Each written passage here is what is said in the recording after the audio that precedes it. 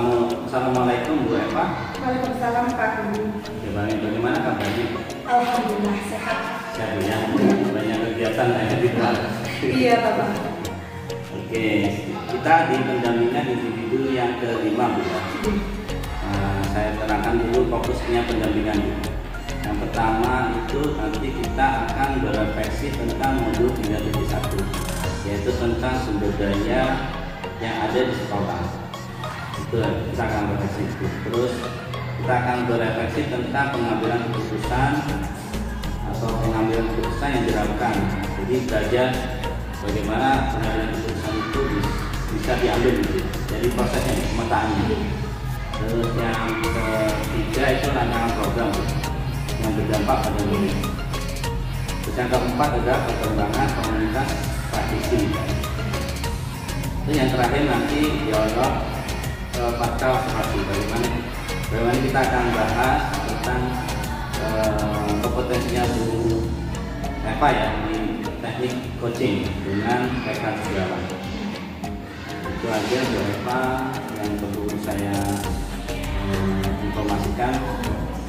Oke, baik, kita masuk dulu. Saya tanya dulu, apa aja Bu yang Bu Eva lakukan selama 1 bulan kebelakang? Dalam 1 bulan kebelakang ini saya banyak belajar Pak dari guru penggerak, yaitu bagaimana cara saya mengidentifikasi aset-aset yang sangat dibutuhkan nanti atau belajar nanti yang harus dikembangkan. Kemudian saya belajar tentang bagaimana melaksanakan studi urgensi. Kemudian saya belajar bagaimana cara mengambil suatu keputusan dengan melakukan ke-9 langkah tersebut agar apa yang saya putuskan itu tidak merugikan orang lain, kemudian dan dapat dipertanggungjawabkan itu. Itu ya Bu ya. Iya. Oke. Ya, sebelumnya saya juga berterima kasih Bu Eva sudah melakukan praktek baik selama pembelajaran daring, melakukan recall dengan rekan sejawat dengan rekan TGP ya. Terus ini sudah saya dapat lomba observasi pembelajaran juga dengan rekan sejawat. Oke, kita masuk di inti Bu ya. Apa Bu proses yang dilakukan? Prosesnya Bu Eva bisa cerita bagaimana prosesnya mengidentifikasi atau menemukan sumber daya yang ada di sekolah. Kebetulan saya juga masih baru ya Pak di Wonosari, baru 1 tahun. Saya untuk untuk menggali aset-aset atau sumber daya yang ada di sekolah ini, saya itu selalu melakukan kolaborasi. Ya, baik dengan rekan sejawat, dengan kepala sekolah maupun murid sendiri Pak, dan wali murid tentunya. Di sini saya ingin menggali, kan memang sumber daya ini kan ada, namanya sekolah ini kan namanya ekosistem ya Pak. Nah, itu ekosistem ada 2, ada komponen abiotik dan biotiknya, di mana 2 komponen ini saling berinteraksi, saling membutuhkan. Yang abiotik butuh biotik, yang biotik butuh abiotik. Bagaimana saya untuk menentukan aset-aset yang dibutuhkan? Saya berkolaborasi dengan pihak-pihak terkait, dengan kepala sekolah, dengan rekan sejawat, aset apa yang sangat dibutuhkan di dalam sekolah ini. Apa saja kendala yang dihadapi atau tantangannya selama identifikasi itu? Kalau tidak salah kan aset itu ada 7 Pak, bisa modal manusia, sosial politik, kemudian agama, fisik, lingkungan alam, dan finansial. Ini mungkin yang dari ke-7 aset ini yang masih saya belum maksimal ini adalah yang sosial. Sosial ya, sosial dengan politik ini. Nah, karena kalau sosial dan politik kan bisa berhubungan dengan dunia luar, dengan lingkungan sekitarnya. Ini memang ada, sudah saya sering kolaborasi dengan salah satu contohnya kayak puskesmas, nah, kemudian di Kuramil, kemudian Polsek, kami sudah melakukan kerjasama. Tapi untuk pihak-pihak yang terkait yang lainnya masih belum maksimal gitu. Terus bagaimana mengatasinya tantangan atau kendalanya? Ini saya juga bekerja sama, khususnya dengan humas. Nah, humas di sekolah, bagaimana cara menemukan aset-aset politik yang ada di sekitar sekolah kita agar bisa menunjang KBM yang ada di sekolah gitu. Itu ya, jadi ya, terus berusaha ya. Ya, Terus setelah berhasil mengidentifikasi Bu, bagaimana perasaannya Bu Eva? Perasaannya tentu ya senang ya Pak, senang. Kemudian hal itu harus saya tingkatkan, jangankan karena kekurangan aset, kekurangan aset, minimnya aset itu menjadi kelemahan kita. Jadikanlah itu motivasi untuk kita terus bangkit dan terus berusaha gitu kan. Terus pertimbangannya Bu, oh ini sumber daya sekolah sebenarnya. Apa pertimbangan Bu Eva? Pertimbangan saya yang pertama, kalau di sini kalau modal manusianya sudah, maksudnya Pak guru-gurunya sudah ahlinya mungkin saya Pak sudah separuh dari 40 guru itu sudah separuhnya sudah sertifikasi, kemudian sudah berijazah S1 dan ada yang juga S2. Nah, kemudian juga ada memang guru-guru ahli BK-nya memang Pak di sana sudah Pak ahli. Kemudian muridnya juga walaupun berkarakteristik tapi dia memiliki kepribadian yang memang unik anak-anak itu. Itu untuk manusianya. Untuk yang sosial kami sudah melakukan kolaborasi baik itu di dinas puskesmas. Di sini kita bekerja sama di puskesmas untuk memberikan penyuluhan itu kesehatan masyarakat, kesehatan remaja, produksi dan lain sebagainya. Kemudian untuk kayak Koramil dengan Polsek itu kita bekerjasama saat pemberian wawasan kebangsaan gitu kan. Itu salah satunya. Kemudian yang di sini lagi Pak, kebetulan sekolah kami ini berdekatan dengan banyaknya pondok pesantren. Iya. Nah, kemudian masyarakatnya itu soal keagamaannya itu kental. Jadi kita harus bisa berkolaborasi dengan para wali murid juga. Dan tokoh-tokoh agama yang ada di sekitar di sekolah kami. Ya itu. Nah, kira-kira Bu, kan sudah diidentifikasi nih. Ada nggak satu misalnya aset ternyata belum, ada nggak? Masih ingat ada nggak? Ternyata belum saya identifikasi. Kalau dari 7 aset itu yang paling yang politik ini Mas? Yang politik. Iya, yang politik. Iya, yang politik. Belum diidentifikasi. Iya. Oke. Jadi Bu Eva, kita coba masuk ke refleksi tentang pengambilan keputusan itu. Jadi misalnya ada masalah Bu Eva ya. Jadi itu kan dipetakan ya. Bagaimana hasil pemetaannya ini mempengaruhi keputusan yang diambil. Jadi kalau misalnya ada permasalahan, saya harus yang pertama harus bisa mengidentifikasikan permasalahan ini termasuk dilema etika atau sosial gitu ya. Itu harus saya tahu dulu. Kalau masalah itu termasuk dilema etika, berarti saya harus memprioritaskan karena sama-sama benar kan? Saya harus memprioritaskan kira-kira ini yang paling benar yang mana? Yang harus saya dahulukan yang mana? Nah, dengan melakukan 4 paradigma, 3 prinsip, baru yang terakhir ada saya melakukan 9 langkah tersebut. Agar keputusan yang saya ambil itu dapat dipertanggungjawabkan dan tidak merugikan kedua belah pihak. Begitu Pak. Terus dalam pemetaan Bu, yang perlu dikembangkan Bu, kira-kira apa Bu? Ya, mungkin saya harus banyak berlatih dalam pengambilan ke-9 langkah karena dari 9 langkah ini kan tidak semudah kita memberikan tangan ya Pak. Kita harus benar-benar tahu mengolah jalan keluarnya bagaimana, dan ini tidak saya lakukan sendiri, harus saya bisa minta bantuan atau berkolaborasi dengan pihak-pihak yang memang sudah ahlinya. Menurut Bu Eva ya, apa yang mendukung jadi keputusan itu benar-benar bagus? Apa yang mendukung? Mendukung mungkin dari fakta-fakta, kemudian dari masukan-masukan baik dari kepala sekolah, masukan dari teman, dan orang-orang yang memang kompeten di dalam bidangnya tersebut. Iya, dukungan dari pihak luar ya. Iya. Terus adakah Bu pengalaman Bu yang Bu Eva yang pernah dialami sendiri selama jadi guru ya? Tidak harus di sini ya, mungkin di sebelumnya itu yang mencerminkan dilema etika. Bisa kasih contoh ke murid atau ke rekan sejawat dulu? Ya ini Pak, karena ini murid aja ya Pak, yang rekan. Kalau murid ini kebetulan ini saya pernah juga dulu ngajar sebelum ini, itu ada murid saya. Nah, itu dari keluarga broken home. remaja ya Pak, untuk mencari apa namanya ya, jati diri mungkin ya Pak. Mungkin pelampiasan antara anak satu dengan anak yang lain itu kan berbeda. Nah di sana dia melakukan apa ya Pak, ada masalah sehingga dia curhat pada saya. Bagaimana sih solusinya yang terbaik, bagaimana jalan keluarnya, apa yang harus saya lakukan gitu Pak. Itu masalahnya apa Bu? Nah masalahnya gini Pak, karena dia tinggal dengan apa namanya, dengan mbahnya. Nah, kemudian orang tuanya belum, dia hanya dikasih uang saja. Nah, sehingga dia memiliki permasalahan sering bolos. Sering bolos.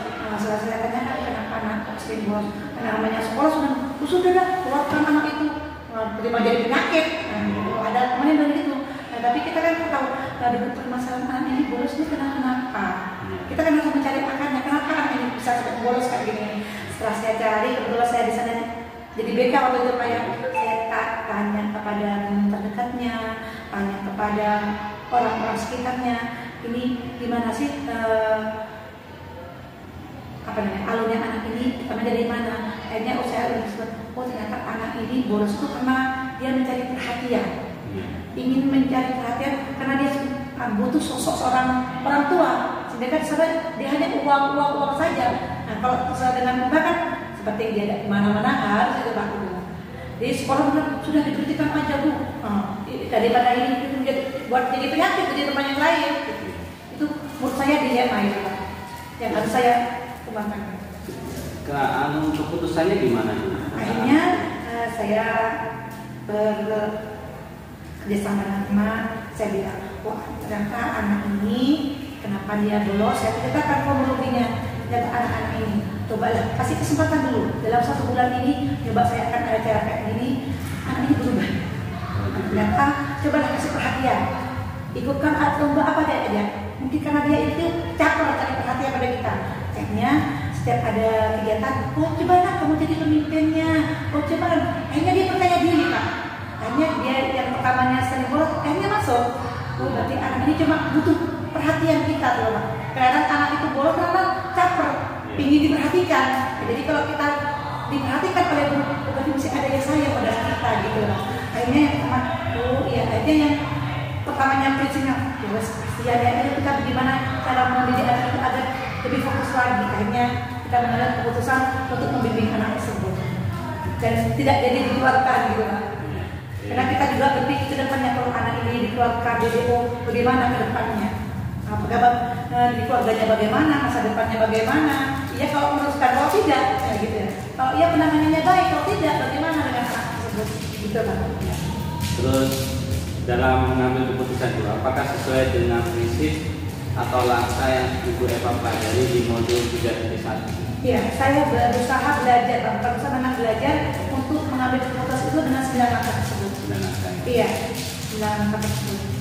Terus apa kira-kira yang perlu dievaluasi Bu dalam proses pengambilan keputusan itu? Dalam pengambilan keputusan ini, apalagi yang kita tidak bisa memutuskan dengan satu pihak. Jadi kita harus bekerja sama lagi. Iya, bekerja sama. Berkolaborasi. Oke Bu Eva, terima kasih sudah berbagi praktik baik dengan saya. Terus kita masuk ke rancangan program ya. Rancangan program yang berdampak pada murid. Apakah Bu Eva sudah punya program yang berdampak pada murid? Di sini ada kemarin saya sudah semakan di sana ada salah satu program yang sudah berjalan di sini, yaitu program literasi.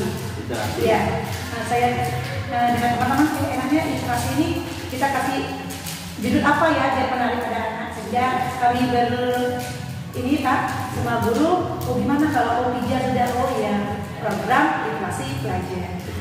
Pijat gitu. Ya, pijat. Bisa cerita nggak Bu? Pijat itu di mana? Di sini literasi ini Pak ada 2, yaitu literasi membaca dan literasi mengaji. Kalau literasi membaca itu setiap Senin sampai hari Kamis. Ya, kalau mengajinya Jumat dengan Sabtu. Prosesnya sebelum pelajaran jam ke 0, sebelum jam pelajaran pertama, kita itu membiasakan pada anak-anak untuk membaca. Membaca. Ya. Nah di sini kita menawarkan, karena kalau kita student agency itu kan harus melengkapi jadi Pak, ada voice, choice dan keterampilan itu ya Pak ya. Iya. Ya, itu kita taruh kemana anak untuk 1 minggu ini kalian ingin baca apa? Oh sudah Bu, cerita pendek dulu Bu. Oke, jadi 1 minggu ini kalian berliterasi tentang membaca cerita pendek. Kalian baca, kemudian kalian resume apa intinya kalian baca itu. Atau biasanya itu Pak, kalau kita habis meresume di buku resuman itu dikumpulkan kepada wali kelas dan wali kelas untuk memberitakan. Itu ya. Terus dukungan apa Bu yang diperlukan dalam mensukseskan PIJA itu? Dukungannya semua pihak Pak, semua pihak yang ada di sekolah. Kalau murid dengan saya atau guru lain itu tidak berjalan kalau semua stakeholder yang ada di sini itu harus berjalan, harus mendukung. Kira-kira tantangannya Bu Eva hadapi dalam program itu? Ya. Memang kalau melakukan program positif itu ya Pak, melakukan perubahan itu kan tidak semudah kita membalikan tangan, pasti ada tantangan-tantangan. Nah, tantangan yang saya hadapi itu maksudnya mungkin rasa malas, jenuh pada anak-anak. Bagaimana kita membalikan pada anak, memotivasi anak harus tetap semangat gitu loh Pak. Gitu ya. Jadi menghadapi tantangannya gimana? Jadi memotivasi. Iya, memotivasi, kemudian mengubah metode sehingga literasi itu sangat menyenangkan. Bukan hanya baca saja. Oh mungkin anak-anak boleh ini nonton ini dulu. Kemudian apa yang dapat disimpulkan? Nanti kita tiap kelas itu baiklah kalau gitu kita membuat ini pojok literasi sesuai dengan pilihan kalian. Mungkin apakah kalian apa itu serah. Jadi anak-anak kan bukan hanya membaca saja, jadi dia bisa berkreasi di sana. Oke Bu Eva, terima kasih sudah bercerita tentang program yang didapat pada murid. Terus selanjutnya kita masuk ke komunitas praktisi. Apakah Bu Eva sudah merintis atau sudah mengembangkan komunitas praktisi yang ada di sekolah?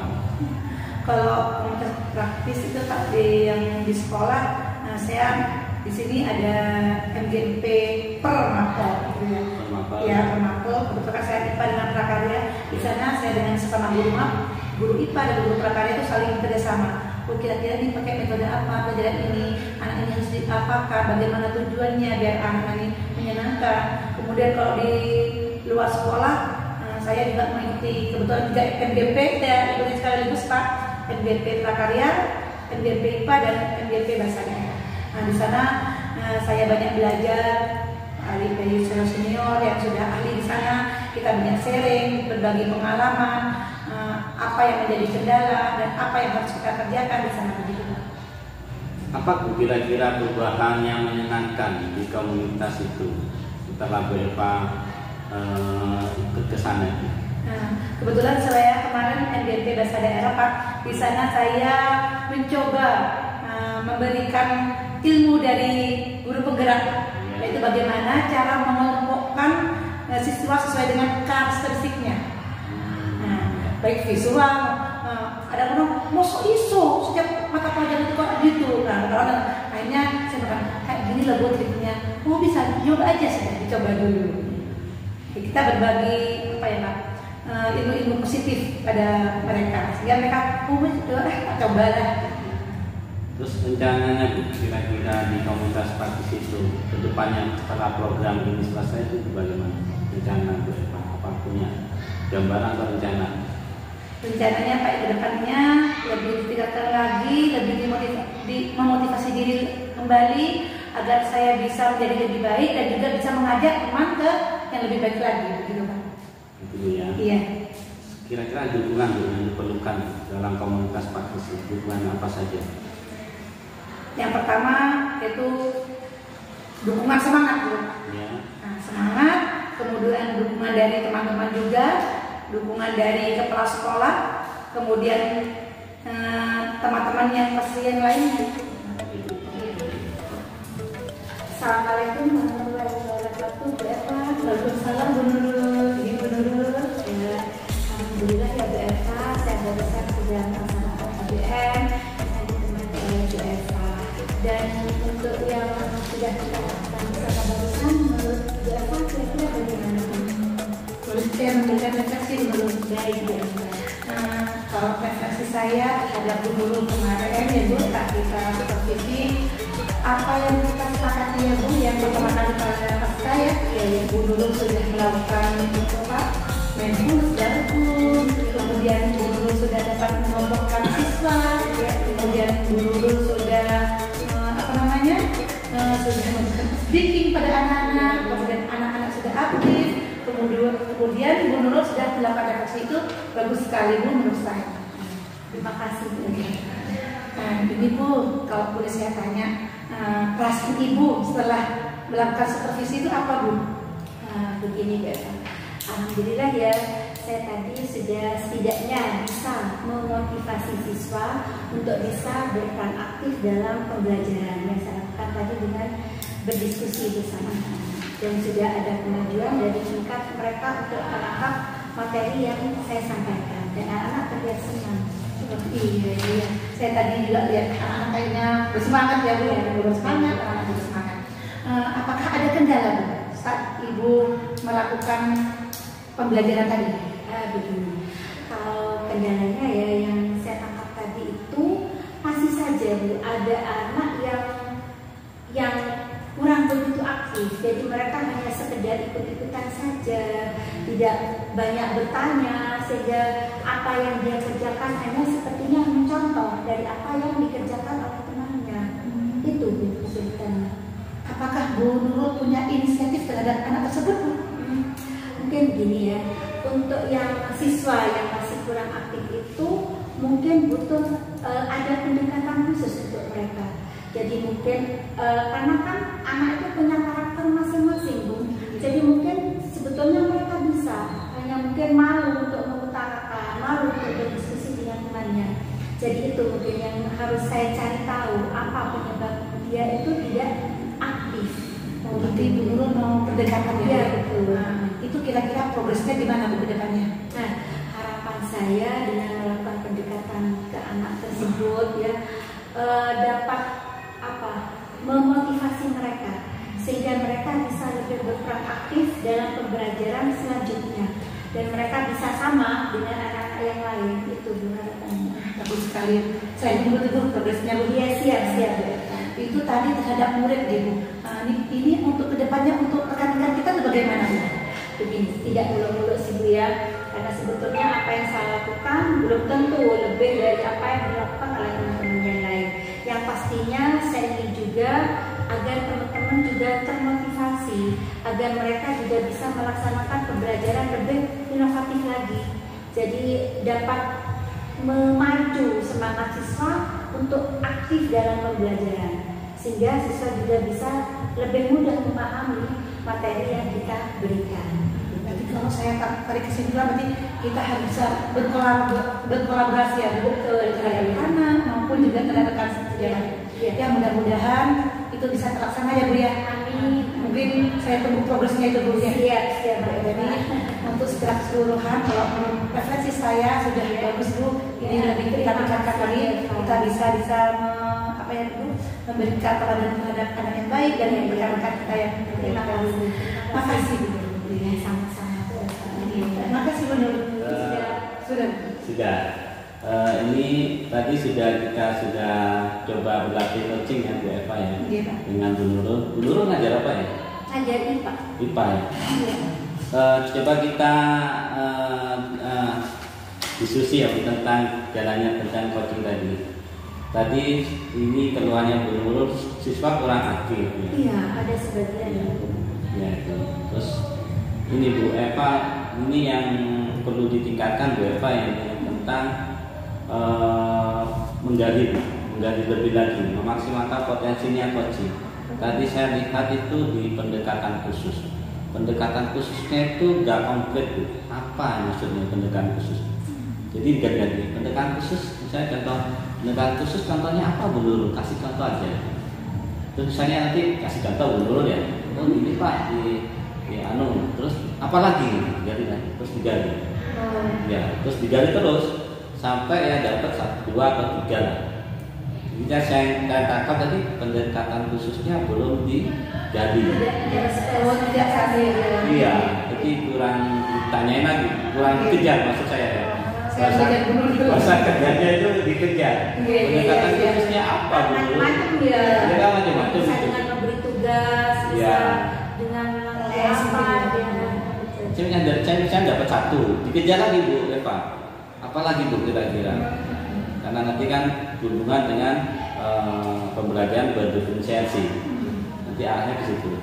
Terus, nah yang tadi itu Bu Eva ini mencoba untuk menjadi apa ya, tentor ya. Sebenarnya tidak. Kalau coaching itu biarkan coachingnya yang menyimpulkan. Tadi saya tangkap Bu Eva yang menyimpulkan. Jadi ditanyain aja, kira-kira Bu Nurul apa yang Bu Nurul bisa simpulkan dari percakapan pada hari ini. Jadi tanyain aja. Jadi memang nggak usah terburu-buru, santai aja. Nanti biarkan Bu Nurul yang ngasih kesimpulan. Kalau misalnya Bu Nurul nggak bisa, diingatkan lagi Bu Eva, tadi Bu Nurul ngomong gini, apa kira-kira itu misalnya. Terus itu aja, terus sudah ini. Nah memang kalau coaching ini cenderung banyak mendengar. Nah ini memang saya juga kadang nggak sabar untuk berbicara. memang perlu latihan. Jadi coaching ini memang cenderung banyak mendengar. Misalnya oh nih apa lagi, tanya gitu aja. Gak usah sampai maksudnya jangan sampai kita yang menjelaskan ya. Iya, biarkan coachingnya yang menjelaskan. Jangan sampai kita terjebak untuk berusaha ngasih solusi atau saran. Pak, tapi gak ada Pak solusi atau sarannya. Biasanya itu bisa diakalin Bu Eva. Namanya itu caranya dengan berbagi pengalaman. Kalau pengalaman saya gini dulu gini. Kalau ibu kira-kira punya ide di mana? Itu tidak menggurui, itu saling sharing. Jadi itu kalau pengalaman saya menghadapi anak yang kurang aktif, itu saya gini. Bu Nurul kira-kira punya ide nggak selain kayak pengalaman saya? Nanti jadi dipancing, kasih umpan, dipancing Bu Nurulnya dipancing. Sampai ketemu Bu Nurul punya ide. Gitu. Ya ini memang latihan ya, bagaimana Bu Eva menggiring dengan pertanyaannya, dengan berbagi pengalaman sampai Bu Nurul punya ide baru yang memang asli dari coachingnya. Itu aja sudah cukup. Makasih. Kita masuk ke dialog pasca prestasi ya. Kita sudah diskusi. Tadi sudah saya simpulkan apa yang Bu Eva lakukan tentang coaching dengan rekan sejawat. Jadi tadi poinnya di memaksimalkan potensi Bu ya. Itu yang harus Bu Eva latih ya. Jadi melatih bagaimana membuat pertanyaan, bagaimana kesimpulan itu dari coaching, bagaimana idenya dari coaching. Tadi sudah kita coba bahas itu tadi dengan diakalin dengan berbagi pengalaman, itu salah satu contohnya. Terus juga tadi sudah bagus tadi pembelajaran dua arah ya, pembelajaran dua arah. Terus mencoba tidak menggurui ya. Tadi Bu Eva sudah lepas kontrol Bu. Jadi intinya di situ bagaimana kita sabar mendengarkan. Kalau saya nggak apa-apa itu latihan. Jadi mendengarkan memang kadang lebih sulit daripada berbicara. Ya. Coba nanti dilatih lagi Bu ya. Praktek coaching dengan teman sejawat atau rekan sejawat. Itu aja sudah bagus. Tinggal latihan aja. Kalau saya tangkap tadi sih. Terus yang selanjutnya itu Bu Eva tentang kita sudah masuk di sesi mau akhir. Kita coba berefleksi Bu ya selama jadi pembelajaran guru penggerak ini. Kira-kira materi apa yang Bu Eva kuasai selama jadi guru penggerak ini? Materi dari 3 modul itu Pak, materi yang paling saya kuasai itu di modul 1. Ya, modul 1. Tentang apa itu? Baik itu tentang nilai-nilai guru penggerak, kemudian tentang filosofi Ki Hajar Dewantara, peran dan guru fungsi dan peran guru ya Pak, penggerak itu Pak. Kemudian yang paling saya suka ini Pak, pengambilan keputusan dan student agency di modul 3.3. Ya. Terus materi apa saja Bu yang masih bingung atau perlu dipelajari lagi? Yang paling saya bingung itu saat kita makan bagja itu Pak. Oh bagja. Ya, bagja. Ya. Itu yang perlu saya tingkatkan, saya perlu belajar lagi Pak, bagaimana melakukan tahapan-tahapan bagja itu dan implementasinya itu bagaimana, itu harus perlu saya lakukan kembali. Yang buat ya. Pertanyaan dan iya, mungkin nanti insya Allah di Lokakarya 5 kita akan latihan bagja di Lokakarya 5. Terima kasih Bu Eva sudah berbagi praktek baik dengan saya, baik dengan selama pembelajaran daring. Terus saya cuma mengingatkan Bu Eva nanti jangan lupa untuk menyebarkan dan menemukan atau menginput survei tentang kompetensi bergerak feedback 360. Nah ini harus dilakukan sebelum PI 6. PI 6 ini kita lagi sekitar 2 minggu sudah PI 6 lagi. Sudah PI lagi. Iya. Yang kepala sekolah di mahasiswa gitu ya. Iya betul. Itu kan sudah ya. Sampun Pak. Di saya lupa tuh di modul berapa juga? Iya. Modul 1.1 mau ke modul 2 kayaknya. Iya itu. Jadi ada kepala sekolah, yang guru itu sudah diikut. Sudah diikut. Sama perwakilan murid 5 orang, guru 5 orang. Murid kepala sekolah. Ya. Terus pengisi self evaluation, terus yang terakhir itu tentang diskusi pemetaan aset. Ini dengan kepala sekolah, dengan rekan guru, murid, orang tua, atau tokoh setempat. Jadi nanti diskusi tentang pemetaan aset. Sampun Pak, saya sudah ya? Sudah masuk LMS. Oh sudah masuk ya? Sudah Jadi untuk 3.3 saya tinggal aksi nyata Pak. Oh aksi nyata ya? Yang diskusi itu sudah ya? Sampun Pak. Sudah buat notulen juga ya? Notulennya Pak? Nah, maksudnya hasilnya diskusi itu apa? Oh sudah Pak. Oh sudah ya? Iya, tapi cuma tanda tangannya belum. Oh belum. Hasilnya itu kita simpulkan. Pastinya foto sudah ya? Ada Pak. Ada ya? Iya sudah ada. Tinggal yang saya masukkan ke LMS itu bukan yang guru apa hasilnya, yang kepala sekolah apa hasilnya, yang jadi saya rangkum ini antara guru, kepala sekolah dengan perwakilan orang tua, intinya yang ini. Jadi saya ambil kesimpulan dari ketiga-tiganya itu dengan sesuatu apa. Tidak apa-apa, notulennya dirapikan lagi nggak apa-apa. Notulen hasil diskusinya itu. Fotonya ada ya? Sampun Pak. Penting fotonya. Sampun Pak. Hebat Bu Eva. Dengan OSIS sudah Pak. Oh dengan OSIS? Iya sudah dengan OSIS. Jadi saya tidak mengambil semua siswa, tapi saya ambil perwakilan setiap OSIS karena OSIS itu sudah mewakili. Oh gitu ya? Jadi mengumpulkan hasil pemetaan. Siap. Itu di nggak Mas? Sampun Pak, sudah di sudah di YouTube-nya juga ada. Oh videonya ada? Iya sudah. Oh bagus sekali Bu Eva. Sudah gercep ya. Jadi saya tinggal nanti PI 6 sudah tinggal minta hasilnya. Minta hasil itu hasil diskusinya aja. Bisa disampaikan lagi. Itu aja Bu Eva pada pendampingan individu yang kelima ini. Kita akan berjumpa di pendampingan individu yang ke-6. Insya Allah nanti kurang lebih 2 minggu lagi. Jadi nanti ada lokal 5, lanjut kurang lebih sekitar 1 minggu atau 10 hari. Itu lanjut kita ke PI 6, setelah itu seminggu kemudian lokal 6. Karena nanti program ini kita harapkan selesai di bulan Juli. Jadi lokal di bulan Juli kita sudah melakukan lokal 7. Itu aja Bu Eva, terima kasih sudah berbagi.